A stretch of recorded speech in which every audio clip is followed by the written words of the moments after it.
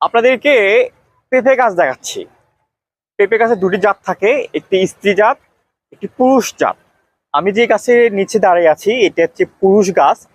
দেখেন পুরুষ গাছেও কিন্তু আমাদের পেঁপে ধরে। আপনাকে এই জলযন্ত্রের প্রমাণ দেখাই।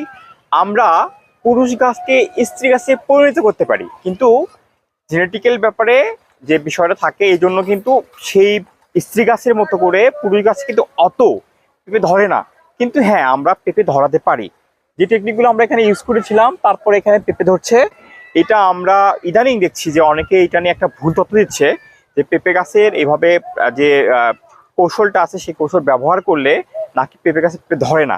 হ্যাঁ, পেঁপে ধরে। আপনারা এই কৌশলটি অবলম্বন করতে পারেন। আসুন আপনাদেরকে একটু পেঁপে দেখাই কিভাবে পেঁপে ধরেছে। কত সুন্দর কিন্তু পেঁপে ধরেছে। একটা পুরুষ গাছ, এখনো কিন্তু পুরুষ গাছের পেঁপে, পুরুষ ফুল দেখছেন এবং পেঁপে দেখছেন। এই যে তো বেশি পরিমাণ ধরবে না। এখানে একটা প্র্যাকটিস হচ্ছে কি, আমরা এই গাছটা কিন্তু দেখছি পেঁপে একটু ধরে আছে।